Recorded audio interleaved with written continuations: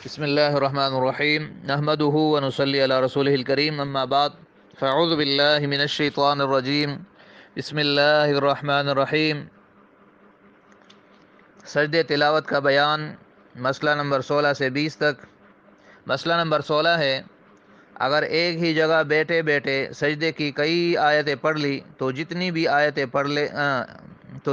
آیتیں پڑھ لی ہے اتنے سجدے کر لے۔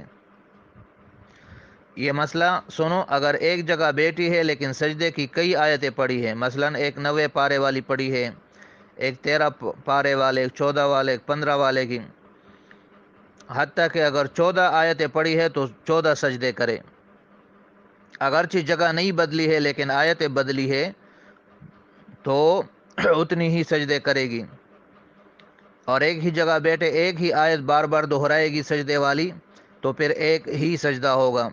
مسئلہ نمبر 17، بیٹھے بیٹھے سجدے کی کوئی آیت پڑھی، پھر کڑی ہو گئی لیکن چلی نہیں پھری نہیں، جہاں بیٹھی تھی وہی کڑے کڑے وہی آیت پھر دہرائی تو ایک ہی سجدہ واجب ہے۔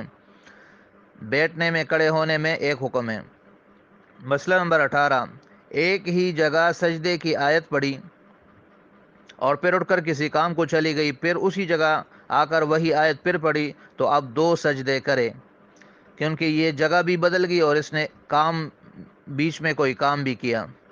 مسئلہ نمبر 19، ایک جگہ بیٹھے بیٹھے سجدے کی کوئی آیت پڑھی، پھر جب قرآن مجید کی تلاوت کر لی تو اسی جگہ بیٹھے بیٹھے کسی اور کام میں لگ گئی، جیسے کھانا کھانے لگی یا سینے پرونے میں لگ گئی یا بچے کو دودھ پلانے لگی۔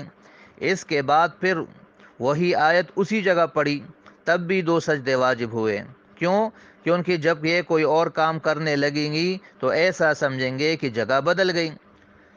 قرآن کی تلاوت اور بعد میں کوئی کام اگر بیچ میں آ جائے پھر وہی آیت پڑھے تو پھر دوبارہ نئے سرے سے سجدہ کرے گی، کیونکہ کام جو ہے یہ جگہ جیسا ہے، جیسے جگہ بدلنے سے سجدہ واجب ہوگا دوبارہ، ایسے ہی جب بیچ میں کوئی کام کرے گی تو بھی دوبارہ سجدہ واجب ہوگا۔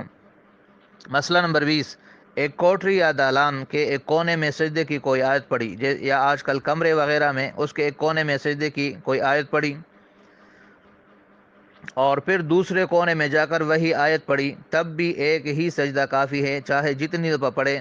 البتہ اگر وہاں کسی دوسرے کام میں لگ جانے کے بعد پھر وہ آیت پڑھے گی تو دوسرا سجدہ کرنا پڑے گا، پھر اس کے بعد اگر کوئی تیسرے کام میں لگ جائے تو پھر تیسرا سجدہ واجب ہو جائے گا۔ اس طرح جہاں بھی جب کام بدلے گی تو پھر نئے سرے سے سجدہ واجب ہوگا۔ تو یہ آج کے مسائل ہیں، امید ہے آپ کو سمجھ آ گئے ہوں گے، باقی انشاءاللہ اگلے سبق میں پڑھیں گے۔ اللہ تعالی ہمیں ان مسائل کو سمجھنے اور اس پر عمل کرنے کی توفیق عطا فرمائے۔ صدق اللہ العظیم و صدق رسولہ النبی الکریم، الحمد للہ رب العالمین۔